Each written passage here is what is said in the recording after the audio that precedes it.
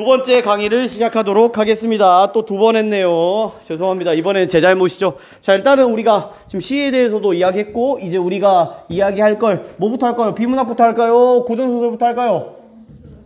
네, 고전소설.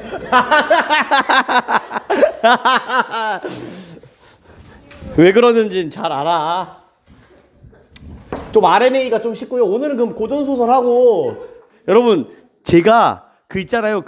뭐지? 캐싱 있죠. 캐싱은 맨 뒤로 미루겠습니다. 알겠죠? 일단 오늘은 4회차를 다 하는 식으로 그렇게 합시다. 알겠죠? 네, 왜 그렇게 하겠어요? 네, 여러분들이 저를 더 싫어할까봐요. 안 그래도 싫어할 텐데 더 싫어할까봐. 그렇습니다. 자, 일단, 그러면은 고전소설도 이야기를 하도록 하죠. 자, 우리가 어디냐면은, 자, 페이지를 좀 넘겨보도록 하겠습니다. 자, 페이지는 몇 쪽이죠? 18쪽. 욕하는 게 아닙니다. 18쪽. 근데 나는 참 이번에 참 고마운 게 하나 있어. 고마운 게 하나 뭐냐면, 작년에 이렇게 여름학교 교재 다 만들었거든요. 작년에도 여름학교 교재 해갖고 했는데 3일차를 다 못 나갔어요. 3회차 정도밖에 못 나갔어. 4회차, 5회차는 손도 못 대는데, 근데 하루가 더 있긴 했어요. 하루가 좀 부족하긴 했어. 그러니까 그렇게 따지고 보면 우리가 4회차를 못 들어가는 게 맞는 거지. 근데 그러니까 5일차를 못 들어가는 게 맞는 거지. 근데 내일 우리는 5일차도 들어갈 것 같거든.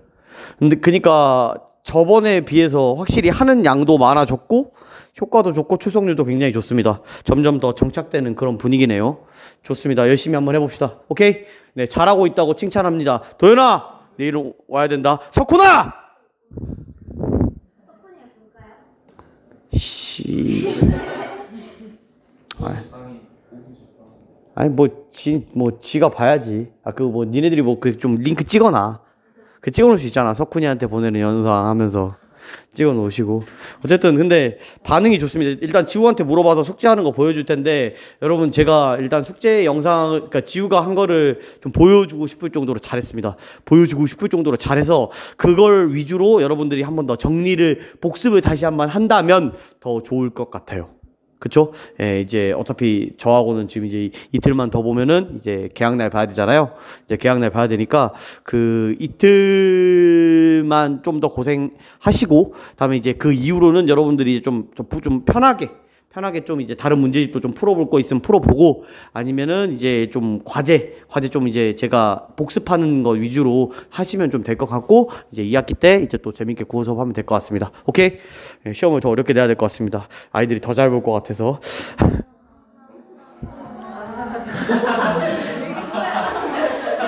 지랄하지 마! 자, 고전소설입니다. 자, 일단은 여러분 이 고전소설도 사실은 메커니즘은 뭐랑 똑같겠어요? 현대소설이랑 똑같아요. 네. 그러니까 메커니즘은 똑같아요. 메커니즘은 똑같은데 일단 중요한 건 이건 어렵다 안 어렵다? 예, 여러분 이거는 고전 시가가 어려웠다면 이건 개 어렵답니다. 개 어렵다예요. 여러분 왜 개 어려울까요? 몰라요. 이젠 더 몰라요. 자, 일단은 여러분 이건 진짜 어려운 이유는 뭐냐면, 자, 똑같습니다. 그 이유는 뭔 소린지 몰라서.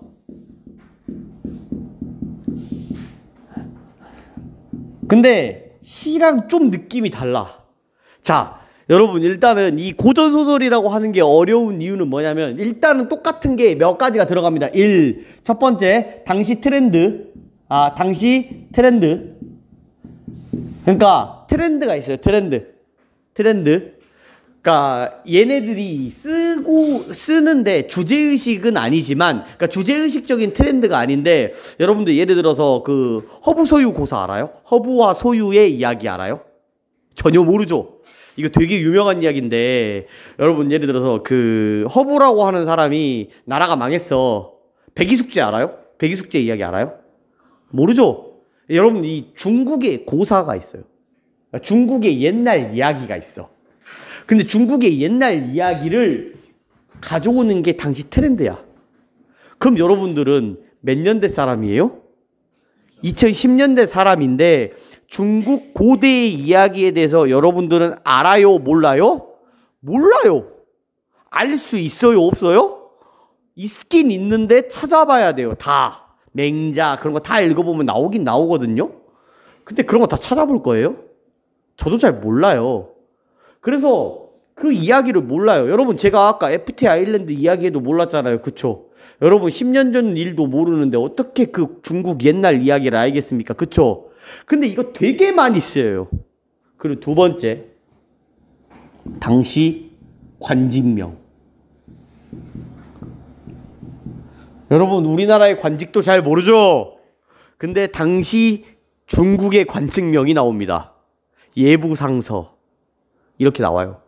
근데 문제는 뭐냐면요, 예부상서잖아요. 그럼 갑자기 저를요 예부상서가 라고 말할 때도 있고요, 조상서가 라고 말할 때도 있고요, 조서가 말할 때도 있고요, 대성이 이렇게 말할 수가 있어요. 한마디로 뭔 소리냐면요, 관직명 플러스 사람을 부르는 표현이 졸라 많다. 심지어 같은 사람을 부르는 표현이 겁나 많아요. 그래서 이 사람이 이 사람인가 헷갈릴 수가 있어요. 그래서 어렵습니다. 그래서 누가 누군지 잘 몰라요. 자, 그래서 다음 세 번째는 마찬가지겠죠. 갈래적인 특성을 모르기 때문에. 갈래 특성. 자, 그래서 자, 어떻게 보면은 이것 정도는 작품을 읽으면서 가르쳐 줄 수 있을 것 같은데, 당대 트렌드하고 갈래 특성을 여러분들이 잘 모르기 때문에 이런 것들에 대해서는 또 추가적인 공부가 필요합니다. 고전소설은 크게 5가지 유형으로 나눌 수가 있는데, 자, 첫 번째는 여러분 전기소설이라고 하는 게 있고요. 자, 두 번째는 여러분 이제 우리가 오늘 볼 영웅소설이 있어요. 영웅소설. 세 번째는 여러분들이 이제 그 2학년 때 봤던 춘향전에서 나오는 판소리개 소설. 다음에 여러분 네 번째는 가정 가문 소설. 다음에 여섯 번째는 여러분 다섯 번째지? 왜 자꾸 여섯 번째래? 자, 다섯 번째는 여러분 몽유롭게 소설.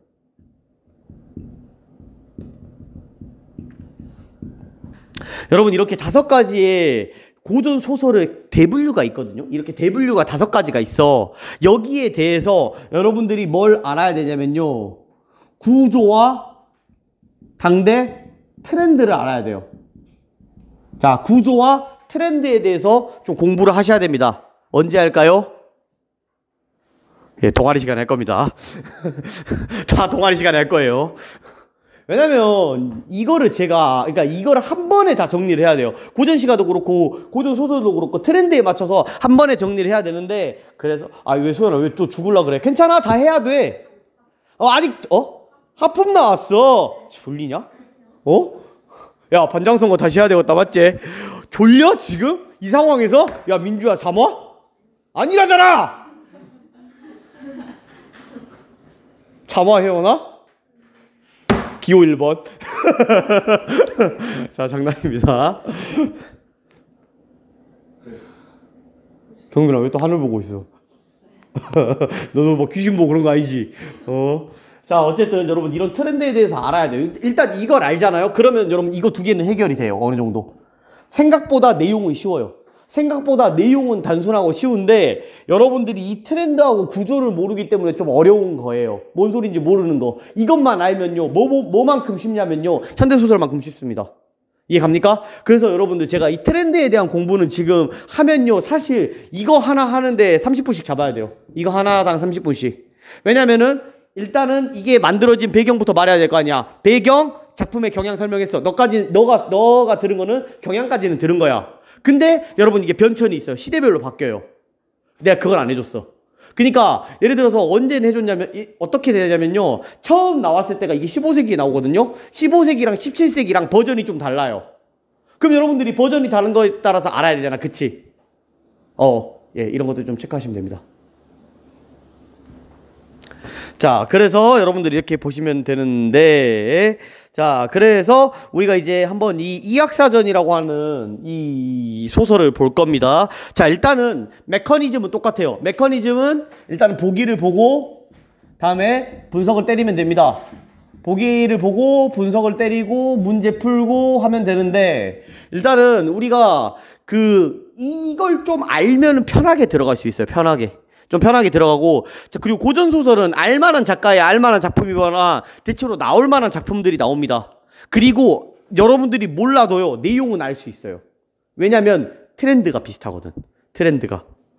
그러니까 끼워 맞추면 돼요. 그리고 이미 만들어졌잖아, 트렌드가. 그러면 여러분, 트렌드가 만들어졌다는 것은 더 이상 만들어진다는 거예요? 안 만들어진다는 거예요? 아직 안 만들어진, 더 이상 안 만들어져요. 왜요? 다 죽었거든요. 다 쓴 사람 다 죽어버렸어.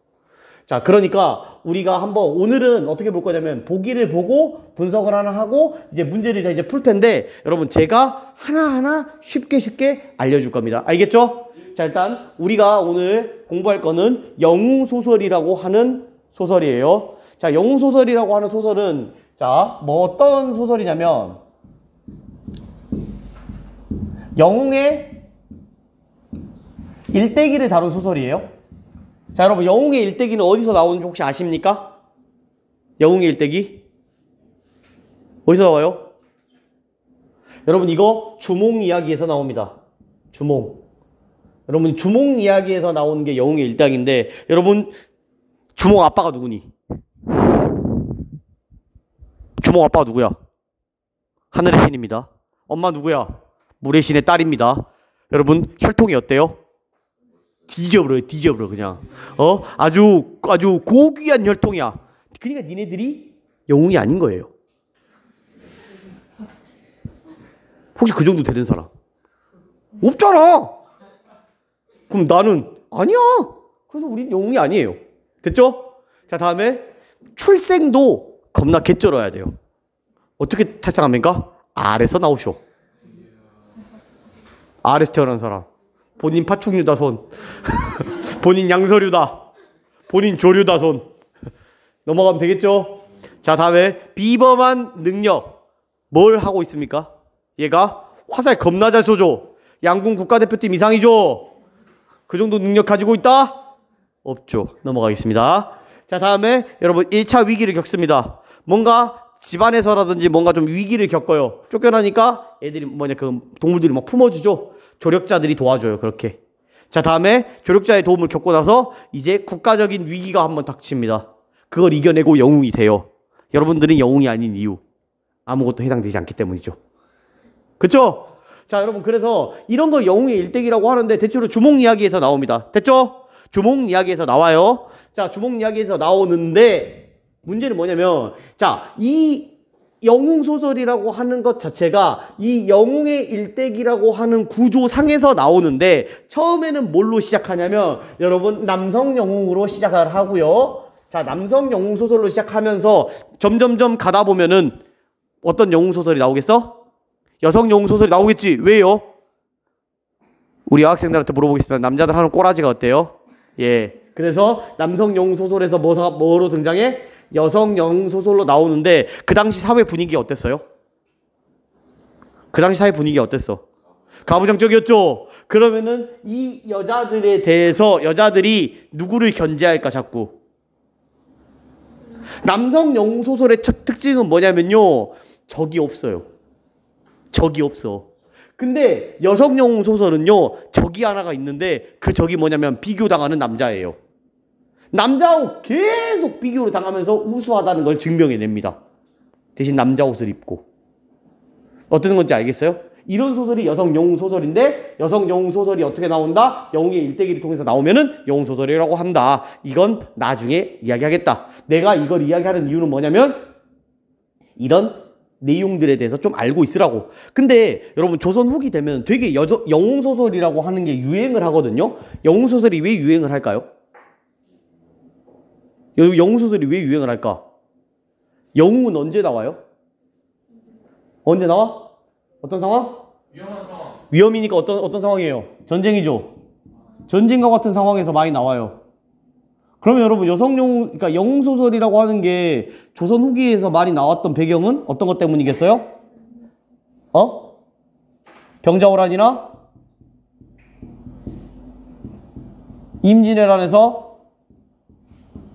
임진왜란을 겪으면서 이 당시에 사람들이 힘들었겠어. 힘들었겠죠. 이걸로 어떻게 보면 살짝 자기 위로를 하는 겁니다. 아, 털렸지만 괜찮아. 이런 식이에요. 아, 틀렸지만 우리가 이긴 거야. 이런 식으로. 정신승리하는 거예요. 문학의 기능이죠.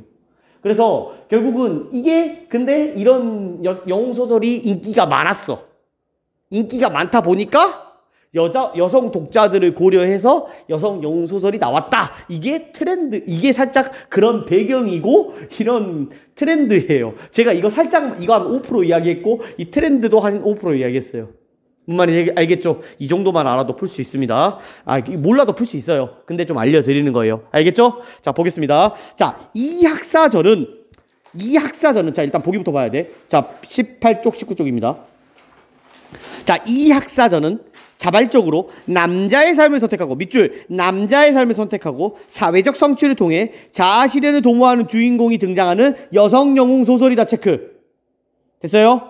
자, 그러면 아까 이 학사전 이를 거절한다는 내용까지 이야기했었죠? 자, 주인공은 당대 주변으로부터 당대의 보편적 성 역할에 따를 것을 권유받으나 이를 어떻게 한다고? 거절한다고 했고, 기존의 여성상에 대한 통념에 따를 것을 거부한다고 했어요. 또한 여성임이 드러난 후에도 자신의 사회적 지위를 유지하려고 하는 등 여성에게 불평등했던 당대 현실에 대해서 여러분 체크. 비판적 시각. 자, 그럼 여러분들 체크해야 될 건 뭐예요? 자, 일단 여성 영웅 소설인데 얘가 어떻게 해요? 자, 일단은 어떤 삶을 선택해? 남자의 삶. 그리고 남자의 삶을 선택하고 다음에 자아 실현을 해요. 오케이? 근데 여러분 주위에서 뭐라 해? 주위에서 뭐라 해? 여자로 살아라. 근데 이걸 어떻게 해? 거부하죠. 거부하고 자, 다음에 여성임이 드러난 후에도 뭘 합니까? 사회적 지위를 어떻게 한다? 사회적 지위를 유지하려고 한다. 됐습니까? 여러분 이렇게 보시면 좀 될 것 같아요. 자, 이게 맞는지 안 맞는지 하나하나 보는 거야. 오케이? 자, 볼게요. 명나라에 가정연간에 청주 땅에 사는 한 사람이 있으니 성은 이고 이름은 형도라. 체크하세요. 아빠입니다. 형도예요. 자, 일찍 통과하여 벼슬이 이부시랑에 이르니 이름이 전국에 진동하여 일남일녀를 두었으니 여아의 이름 현경. 여러분 여아 나왔죠? 그럼 이 사람이 주인공이겠죠? 현경 체크. 여아의 이름은 현경, 남아의 이름은 연경입니다. 오히려 남자가 여자 같고 여자가 남자 같아요. 김연경. 현경이 비록 여자나 체크 뜻은 남자예요. 3세부터 글을 읽으니 개쩔어. 맞죠? 그러니까 아빠가 뭐라 그래요? 내 여자의 몸으로 여자의 도를 닦을지어는 남자의 이름 행함을 무슨 일인가. 얘가 그럼 뭐라 하겠어요? 아빠가 뭐라 했어요? 자, 일단은 자 보자. 등장인물은 아빠, 다음에 딸, 다음에 아들이 나왔죠? 자, 이 딸이 잘하니까 아빠가 뭐라 했어? 아빠가 뭐라 했어? 아빠 뭐라 했어? 여자의 삶을 살아라. 그러니까 얘가 뭐라 해요? 응 꺼져. 이렇게 말하죠? 맞잖아. 그리고 나서 자, 원컨대 여복을 벗고 체크 남복으로 갈아입고 부모를 모셔 아들의 도를 행하고자 하나이나. 그렇게 말했죠? 그러니까 남자로 살겠다는 거지. 자, 얘들아, 포인트는 이거야. 남자의 삶을 사고, 자, 주위에서 여자의 삶을 살라고 하지만 거부를 하고 남자처럼 살아. 근데 아빠가 새끼 아주 그냥 졸라 건방진데 해라 냅두자. 어차피 나중 되면은 정신 차리겠지. 이렇게 생각을 하고 이제 모셔요. 자, 그리고 금하지 아니하며 소저가 이날부터 남복으로 갈아입고 신랑을 모셨으니, 여러분 신랑 누구예요? 신랑 체크. 누구예요? 이거 신랑 누구야? 아빠예요. 아빠. 이영도예요. 이영도. 아빠 직책이 뭐랬어? 이부신랑. 그러니까 이부신랑이니까 신랑을 모신다고 하는 거예요. 누구를 모신 거야? 아빠. 어려워요? 안 어려워요? 어렵죠? 아빠랑 이형도랑 이부신랑이랑 신랑이랑 똑같은 말이야. 아직 안 끝났어, 얘들아. 하나 더 나와. 자, 다음에 자, 모든 사람이 이르기를 이영도의 자식이라 하여 그 얼굴과 풍채를 사랑하고 여자가 화하여 남자가 됨을 알지 못했다. 다른 사람들 알았어? 몰랐어? 몰랐어. 자, 다음에 현경이 8세가 이르러서는 아빠와 엄마가 모두 세상을 떠나니, 신랑의 부부 아빠와 엄마예요. 아빠와 엄마가 모두 세상을 떠나니 소저가 현경입니다. 현경이 노복을 겨누러 성상에 앉아가니 예절을 차리는 것은 어른도 미치지 못하고 애도함도 과도하니 친구들이 조문할세. 아빠 친구들이 조문하는 거예요. 어린 상제가 저렇듯 어른스러움을 보고 모두 눈물을 흘려 칭찬했어요. 어때요? 어떤 내용인지 이해했습니까? 여러분 쉬워요, 어려워요? 내용은 쉬워. 얘들아, 내용은 쉽다니까? 얘들아, 간단해. 태어났어. 애가 너무 잘해. 아빠가 여자로 살아라. 너는 남자로 살 거야. 그래, 남자로 살아라. 네가 나중 되면 정신 차리겠지. 근데 아빠 엄마가 8살에 죽어요. 그리고 남들도 몰라. 잘해. 그러니까 칭찬해. 끝. 복잡해? 이렇게 니네들 머릿속으로 재구성을 해야 돼. 근데 재구성을 하려면 어떻게 해야 돼? 누가 누군지 알아야 돼. 같은 사람을 부르는 표현이 너무 많아. Holy shit, what the fuck? Got it? 네, 계속. 자, 계속 봐도 되겠죠? 돼, 안 돼? 돼. 자, 다음에 여러분 중략. 여러분 이현경 체크. 선우의 나는 정벌에서 여러분 높은 변수 체크. 결국 어떻게 됐어요? 여자가 됐어요. 여러분 이 다음에는 뭐가 나오겠어요? 여러분 이 다음에 어떤 여자가 나올 거야? 여자가 되지만 사회적 지위가 유지하려고 하는 내용이 나오겠죠. 여러분 봅시다. 장현이, 이제 여러분 장현이라는 사람 체크하세요. 장현이 일본 서찰을 써 청주후의 집에 보내니, 여러분 청주후 체크하세요. 의 집에 보내니 수문자가 차사로 전하여 드린데 이현경이 받아보고자 하되 오히려 뜯어보지 아니하거늘 연경공자가 물으니. 여러분 개 어렵죠? 여러분 이거 무슨 뜻이냐면요, 장현이란 사람이 편지를 보냈어요. 혼인의 뜻을 담은 편지를 보냈어. 누구한테? 청주후가 이 사람 관직이에요. 그러니까 현경 있잖아, 이 여자애 있지, 여자의 관직이 청주후예요. 그러니까 여자의 집에 보낸 거야. 근데 그 여자의 집에 있던 남동생이 연경공자예요. 뭔 말인지 알겠지? 그러니까 뜯어보지 않으니까 누나 왜 그래? 하고 물어보는 거야. 이해가? 네. 아니 이제 이유가 뜯어보지 않고, 여러분 이후 체크. 이후. 이 청주예요. 그러니까 이는 성이고 후는 뭐겠어요? 관직명입니다. 그러니까 이건 누구예요? 이현경이에요. 그렇죠. 이게 이현경이야. 개어렵지. 자, 그래서 자, 형장이 어찌 즐기시 아니합니까? 그래서 뜯어봅니다. 소재 장현이란 사람은 예의를 갖춰 이현경께 글어를 올리나니 슬프다. 옛날에 중마고로 지내며 관포지기를 맺어, 그러니까 옛날에 친구였어. 한 부중에 있으며 권건한 뜻으로 100년이라도 지나지 아니할까 하였더니 형이 임금께 올린 진정표를 들으니 소재의 마음이 무너지는 것 같은지라. 하늘을 우러러 탄식하니 현후의 유화한 기상과 장장 대해 같은 능력은 일컫기 어렵거니와. 여러분 이런 게 다 고사적인 내용이거든요. 그러니까 결국은 무슨 내용이냐면요, 옛날에 너랑 나랑 친구였잖아. 근데 너가 임금한테 보낸 내용이 너가 여자라는 내용이라서 내가 듣고 너무너무 슬펐어. 그래서 나 진짜 어떻게 해야 될지 모르겠는데 그냥 우리 결혼할래? 이런 내용입니다. 네, 그래서 내가 너랑 친한 친구였어. 근데 나는 너를 친한 친구, 사랑할 정도로 친한 친구였으니까 어차피 잘 됐다 이거야. 우리는 개이득이 아니라 이거야. 나는 너를 사랑할 정도로 엄청 좋아하는데 너가 여자라는 소식을 듣고 기쁘진 않았고 오히려 더 슬펐어. 내 벗을 잃었지만, 하지만 나는 너를 내 아내로 삼고 싶어. 이런 내용입니다. 이렇게 남자로 알았어. 네, 그전엔 남자로 알았는데 이제 여자로 알게 된 거예요. 예, 그런 내용이에요. 여러분 저 고전소설 재밌게 읽어주죠. 네, 그런 내용이라고 생각하고 읽으시면 됩니다. 그래서 보세요. 기러기 전함을 올리나니. 여러분 이 기러기 전함이 뭐냐면요, 프로포즈하는 거예요. 청혼하는 겁니다. 기러기 전함이 프로포즈하는 거예요. 그래서 이걸 주니까 자, 혼례를 갖추고자 합니다. 언제 호부상서. 여러분 호부상서는 뭐겠어요? 호부상서도 직책이에요. 기주후도 직책이에요. 장현이 이렇게 말을 해요. 그리고 이유가 보기를 다음에 눈썹을 찡그리고 기분이 어때요 지금? 죽같습니다 지금. 장생은 아름다운 사람인데 어떻게 이렇게 구차하냐? 좋아요, 싫어해요? 싫어해요. 자, 그래서 나의 뜻을 알지 못해 연경공자가 말을 합니다. 누가 말하는 거예요? 동생이 말하는 거예요. 형! 이제 들켰잖아. 아니 누나 들켰잖아. 이제 가히 홀로 늙은 누나 이제 혼자 살아야 돼. 이제 장구를 버리면 어떤 사람을 얻을 거야? 답장을 잘해. 빨리 하고 잘 결혼해봐. 이렇게 말을 하고 있습니다. 그러니까 이유가 없어요. 야, 내가 비록 여자긴 한데 임금이 나 좋아하고 벼슬과 봉 아직 나 안 잘렸어. 나 지금 나 개쩔어. 나 지금 나 나중에 죽으면 묘에다 이렇게 새길 거야. 대명나라 청주 태학사 이영경이라고 묘 자리에 새길 거라고 라고 말을 하고 나서 답장을 뭐라 했겠습니까, 여러분?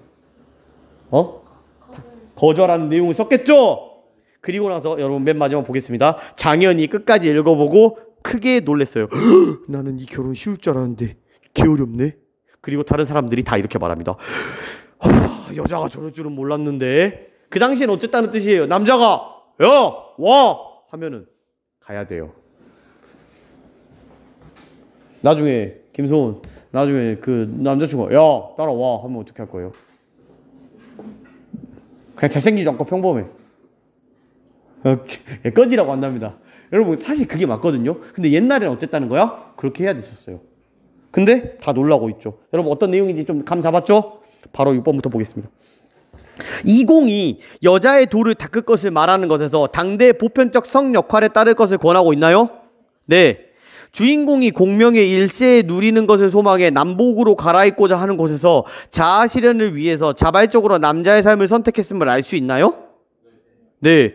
다음에 이영도의 자식이라고 해서 풍채를 사랑한 것에서 여성들에게 불평등했던 당대 현실을 볼 수 있어요? 그건 아닙니다. 여성인 걸 알고 있으면서도 풍채를 사랑했습니다. 네, 제끼세요. 정답 몇 번입니까? 3번. 다음에 여러분 죽어가지고 묘에다가 대명 청추 태학사를 새기기를 원하는 것에서 사회적 지위를 유지하고자 하는 소망 나타나죠? 자, 다음에 여자로서 누가 저리할 줄 알았냐? 통념도 드러나죠. 그쵸? 다음에 여러분 위에 올라갑시다. 여러분 A랑 B입니다. 여러분 A랑 B랑 읽고 판단하면 되는데 A에 대한 내용은 제가 어떤 내용이라고 했어요? 야, 진짜 너랑 나랑 친한 친구였잖아. 친한 친구였고 근데 나는 너가 친한 친구 난 너무 잘 통했다고 생각했어. 근데 너가 임금께 보낸 편지를 보니까 난 너무 충격이었어. 내 친구를 하나 읽는 것이 같았거든. 근데 너가 오히려 여자니까 다행인 것 같아. 너랑 결혼하고 싶어. 우리 결혼하자. 이런 내용이거든요. B는 뭔 내용인지 봅시다. 촌인 이 씨는 공경하여 그러를 장공께 올리나니 천만 의외래요. 손수 쓴 편지를 보니 한편은 두려워, 한편은 너무 놀라서 답장하기 어려워.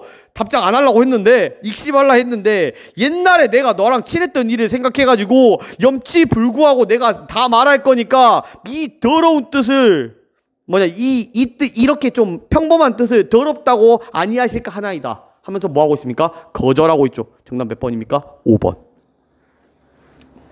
5번입니다. 5번이에요. 권위를 내세우지 않았습니다. 3번에 권위를 내세우지 않았고 역사적 사실 그런 거 없어요. 자, 다음에 여러분 윗글에 대한 이해로 적절한 거. 여러분 여자임이 밝혀진 이후에도 황제의 총애를 받고 있나요? 네. 왜냐면 아직 사랑받고 있음을 알 수 있어요. 아직 안 잘렸으니까. 여러분 연경은 편지 내용을 숨겨요? 다 말해주죠. 제껴.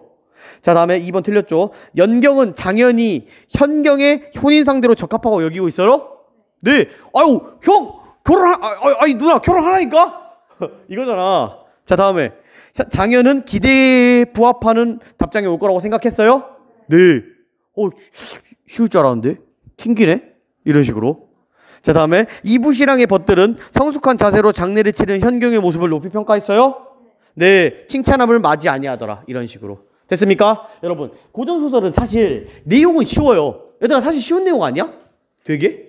생각보다 쉬워. 근데 니네들이 그 당시에 있었던 이야기를 잘 모르니까 그러는 거예요. 트렌드. 그러니까 그 트렌드적인 공부는 많이 읽어보면 되기도 하지만은 이러한 것들 한번 좀 공부 좀 해놓으면 좀 편하거든요. 이런 것들에 대해서는 물론 제가 이게 좀 잘 된다 싶으면은 제가 동아리 수업에서도 찍어놓고 여러분들이 고등학교 때도 볼 수 있게 항상 공개를 해놓도록 하겠습니다. 그러다가 메가스터디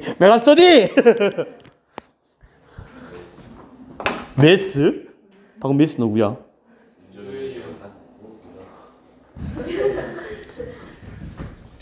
주아 데리고 와라. 주아 데리고 오면 바로 도현이 칼로 찔러볼 것인데. 조선 제1검. 그냥 하나 물어봅시다. 칼 그때 왜 산 거예요? 그때 거기 가서도 칼 살라다 말았다는 이야기하고. 그냥 재밌는 아이입니다. 민주야, 잠이 와? 또 바보같이 있지 말랬지 내가. 어? 또 뭐? 아무것도 안 했긴! 계속 보겠습니다. 자, 여러분.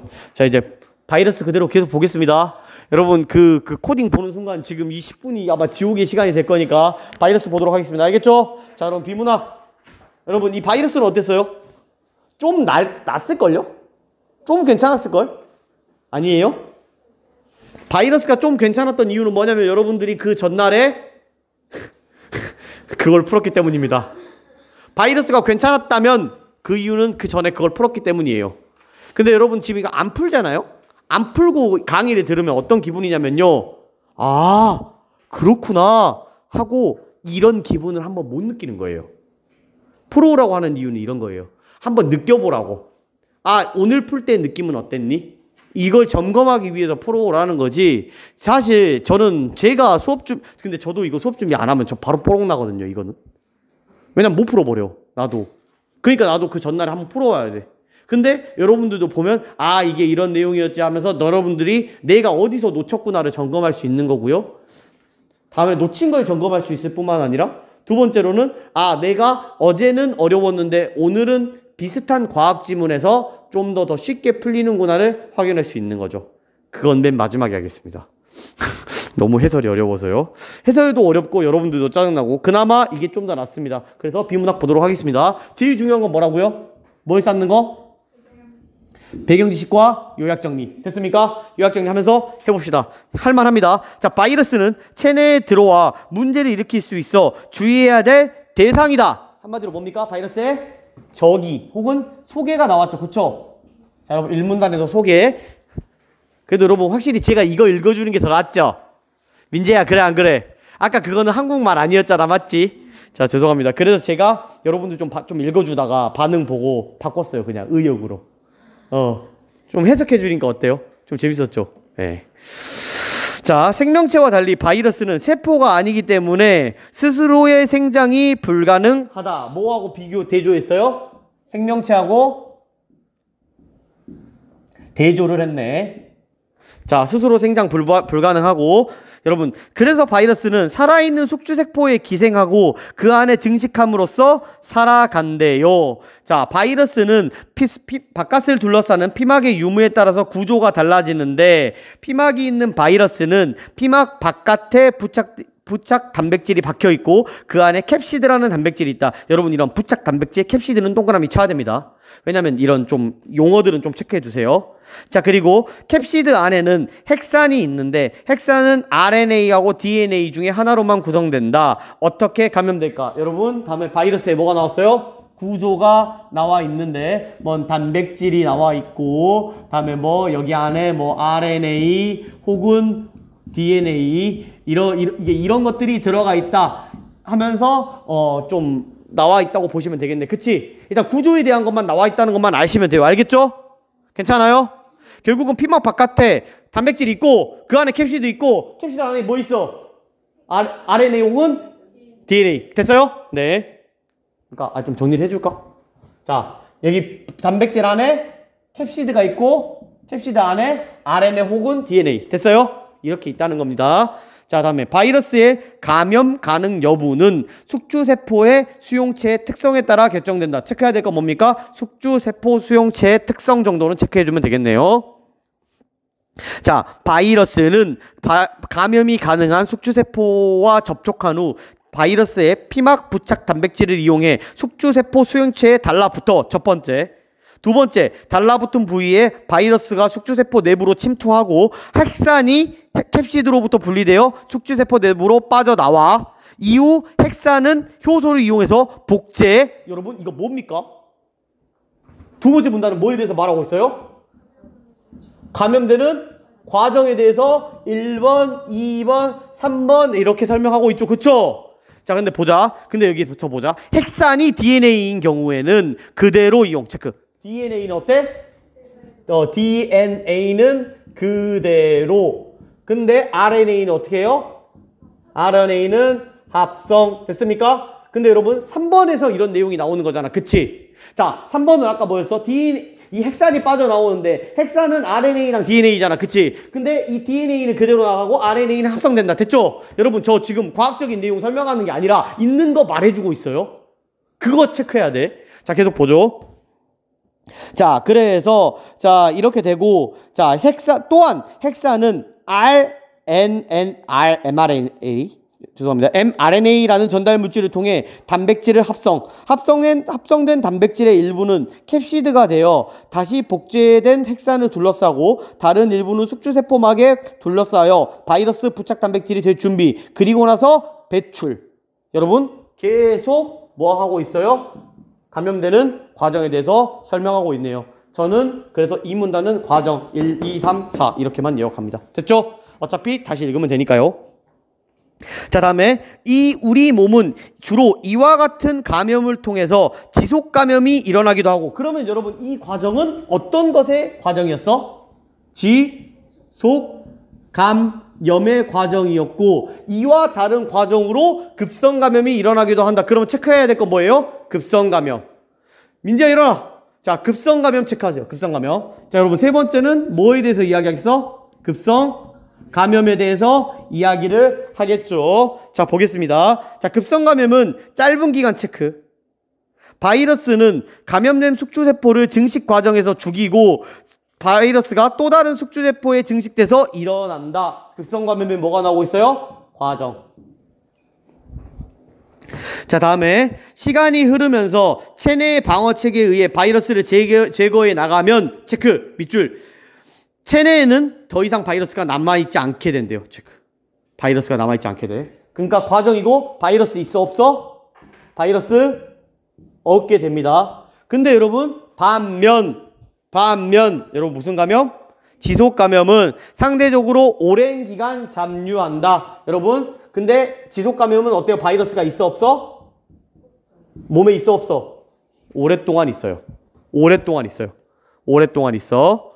자, 그래서 지속 감염에서는 바이러스가 장기간 숙주세포를 파괴하지 않으면서도 체내 방어 체계를 회피하며 생존. 지속 감염은 바이러스의 방역 양상에 따라 동그라미, 잠복 감염, 만성 감염, 지연 감염으로 나뉜다. 동그라미. 그럼 이 다음에 뭔 내용 말하겠냐? 그래. 잠복이랑 뭐? 만성 또 지연. 이런 감염이 나타나겠죠. 그쵸? 나타나는지 봅시다. 자, 잠복 감염은 그러니까 여러분 자 3분단은 이거죠. 지속 감염과 다른 급성 감염의 과정 그리고 바이러스가 남아있지 않는 것에 반해서 지속 감염은 바이러스가 남아있다. 이건 다시 잠복, 만성, 지연으로 나눌 수 있다. 됐어요? 그리고 이 다음에 나올 내용 예측하시고 계속 읽겠습니다. 자, 잠복 감염은 초기 감염으로 증상이 나타난 후 한동안 증상이 사라졌다가 특정 조건에서 바이러스가 재활성화되어 증상을 동반한다. 여러분 이거 뭡니까? 개념이죠. 개념. 잠복의 개념. 그리고 보세요. 잠복 감염은 죄송합니다. 이때 같은 바이러스에 의한 것임에도 첫 번째와 두 번째 질병이 다르게 발현되기도 한다. 이게 뭐예요? 특징. 어떤 특징인데 하여간 다르게 발현된다는 거야. 됐습니까? 괜찮아요? 자, 다음에 만성 감염은 감염성 바이러스가 숙주로부터 계속 배출되어 항상 검출되고 다른 사람에게 옮길 수 있는 감염 상태이다. 하지만 체크. 만성 감염의 뭐? 개념. 그리고 뭐가 나오겠어? 특징이 나오겠죠. 그럼 이 다음에 자 얘들아 눈치껏 개념 특징 나왔네. 그럼 이거는 개념과 뭐? 특징 나오겠지. 맞는지 봐봐. 맞는지 확인해봐. 자, 하지만 사람에 따라서 질병이 발현되거나 발현되지 않기도 하며 때로는 뒤늦게 발현될 수도 있다. 지연 감염은 초기 감염 후 특별한 증상이 나타나지 않다가 장기간에 걸쳐 감염성 바이러스가 점진적으로 증가해서 반드시 특정 질병을 유발하는 특성이 있다. 한마디로 개념 정도만 나와 있네요. 그쵸? 아까의 개념 정도만 나와 있네. 그러면 우리가 이제 이렇게 한번 요약을 해봤으니까 여러분 문제만 좀 풀고 끝낼까요? 문제만 풀고 끝냅시다. 그래도 이반은 착해요. 왠지 아세요? 문제를 풀고 가자면 풀고 가요. 근데 저기서는 주아 가방 싸버려요. 가방 들고 나가버려 이제. 주아 나가버려. 아 주희 나가버려. 주희 주아 둘 다 나가버려. 손주아 나가버려. 뭔 말인지 알죠? 자 볼게요. 자 1번부터 보겠습니다. 윗글의 내용과 일치하지 않는 거 볼게요. 1번 얘들아 피막이 있는 바이러스는 숙주세포막의 효소와 결합해서 숙주세포 내부로 침투합니까? 여러분 침투할 때 뭘로 들어가요? 자 여러분 그럼 이거 어디 읽어야 돼? 자 첫 번째 문단이랑 과정 여기 들어가면 되겠죠? 숙주세포로 들어갈 때 어떻게 들어가? 뭘 통해서? 단백질을 통해서 들어가죠? 틀렸어. 자 보자. 피막이 있는 핵산이 DNA라면 캡시드 안에 RNA는 존재하지 않는다. 맞아요? 틀려요? 왜 맞냐면 이거 아니면 이거니까. 뭐 아니면 도니까. 그치? 자 여기 읽으면 돼요. 1문단. 자 다음에 바이러스가 숙주세포에 기생하는 이유는 세포가 아니기 때문이다. 몇 문단 읽으면 돼? 1문단. 그치? 1문단 읽으면 돼. 와 이때 모르겠으면 자 어딘지 모르겠지? 앞에 가서 읽으면 돼. 뭔 말인지 알겠지? 이거 체크해 놓은 부분에서. 자 다음에 자 피막이 있는 바이러스의 가장 바깥에는 부착 단백질이 있나요? 자 다음에 피막이 감싸고 있나요? 네 정답 몇 번입니까? 1번. 여러분들 바이러스의 구조 그러니까 1문단과 2문단만 읽으면 충분히 풀 수 있는 문제였네. 그치? 자 다음에 여러분 좀 어렵게 생긴 거 말고 9번부터 가도 될까요? 자 9번은 뭔가요? 자 기억 뭐예요? 급성이고요. 이유는 지속감염이에요. 차이를 봅시다. 자 여러분 기억은 니은과 달리 체내에서 감염성 바이러스의 수가 점진적으로 증가한다. 여러분 점진적은 천천히죠. 그러면 뭐예요? 니은은 기억이죠. 바꿔야 되죠. 이건 급격하게 증가하잖아. 그치 기억은. 자 기억은 니은에 비해 바이러스가 체내 방어 체계를 오랫동안 회피합니까? 바꿔야 되죠. 니은은 기억에 달리. 그러면 여러분 여기서 잘 모르겠으면 어떻게 해야 되겠어요? 어디 읽으면 돼? 앞에 여기. 특히 3문단만 오살나게 읽으면 돼요. 자 다음에 니은은 기억과 달리 바이러스가 증식하는 과정에서 숙주세포를 소멸시킵니까? 없애버려요? 아니에요. 없애버리는 건 뭡니까? 기억은 니은과 달리. 자 다음에 니은은 자 기억에 비해 바이러스가 체내에 장기간 남아있나요? 네 정답 몇 번입니까? 4번. 자 기억과 니은은 체내 바이러스가 재변을 발현하는지 여부에 따라서 구별됩니까? 아니요. 이건 속도에 따라서 구별되죠. 자 그러면 여러분 좀 더 쉬운 게 몇 번이냐면 10번 보겠습니다. 자 여러분 자 윗글을 참조할 때 보기에 대한 반응이죠. 그럼 여러분 여기 보면 바이러스가 몇 개 나와? 2개 나오죠. 그럼 이 2개의 바이러스가 뭔지 찾아야 됩니다. 자 보자. BZV에 감염되면 처음에는 이 수두가 발병을 해. 시간이 지나면 자연적으로 치료돼. 평생 가지고 살아. 그러다가 면역력이 저하되면 수포가 나타나는데 대상포진입니다. 이거 무슨 감염이야? 이거는 특히 지속감염 중에서도 뭐예요? 잠복감염이죠. 왜? 특징에 보면 뭐가 나와? 특징에 보면 처음에 나타났던 거하고 다른 걸로 나타났으니까. 그치? 자 다음에 C형간염 바이러스는 80%는 보유하고도 증세가 나타나지 않아 감염 여부를 모르다가 우연히 알게 됩니다. 20%는 염증, 나머지는 합병증. 이거 뭐예요? 만성감염이죠. 왜요? 가지고는 있는데 남들한테 옮길 수도 있어. 근데 안 나타날 수도 있어. 케바케야. 그러니까 뭐예요? 만성감염이네. 자, 잠복과 만성의 차이입니다. 그쵸? 자, 수도를 앓다가 대상포진이 발생하지 않았을 때 갖고 있어요? 안 갖고 있어요? 가지고 있어요. 가지고 있다가 약해지면 터지는 거잖아. 그치? 다음에 BZV 통증과 수포 다시 활성화되는 조건이에요? 아니에요. 이미 활성화돼 있는 조건이에요. 그래서 틀렸어요. 활성화돼 있으니까 틀린 거예요. 이미 안 좋아졌으니까 터진 거야. 이거는 이미 터진 상태지 이것 때문에 더 터지지 않아요. 이미 터진 거야. 뭔 말인지 알겠니? 얘들아 폭탄이 터졌어.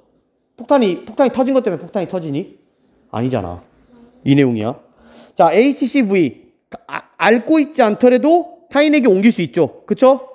자, 다음에 나이와 상관없이 간염증이 나타날 수도 있죠. 왜? 조건에 따라 나타날 수도 있으니까 안 나타날 수도 있어요. 다음에 이거 두 개가 발현된 상황이라면 모두 잔류한 바이러스. 왜? 지속감염이니까. 됐습니까? 이해 갑니까? 여러분 몇 문단만 읽으면 되는 거예요? 4문단. 됐죠? 자, 여러분 마지막 8번입니다. 몇 번 문단 읽으면서 보면 되죠? 2번입니다. 자, 여러분 이거 1번부터 보겠습니다. A에서 바이러스의 핵산이 숙주 내부로 빠져나오려면 바이러스의 피막 부착 단백질을 이용하는 것이 필요하다. 필요합니까? 안 필요합니까? 필요해요. 자, B에서 숙주세포의 효소를 그대로 이용하지 않는다면 핵산은 RNA입니까? 그대로 이용하지 않는다면요? 뭐예요? 이거 DNA예요. 이거 DNA예요. 여러분, 숙주세포의 효소를 그대로 이용하지 않는다면, 그러니까 그대로 이용한다는 거죠. 그러니까 이거 말장난이에요. 이거 2번. 이거는 죄송합니다. 죄송합니다. 이거 DNA가 아니라 RNA 맞습니다. 그대로 이용하지 않는다니까 바꾸는 거죠. 죄송해요. 나도 헷갈리네요. 이거 2번 맞습니다. 자, 3번 볼게요. B에서 캡시드가 분리돼서 나온 효소는 캡시드를 형성하는 데 도움을 줍니까? 이거 아니죠.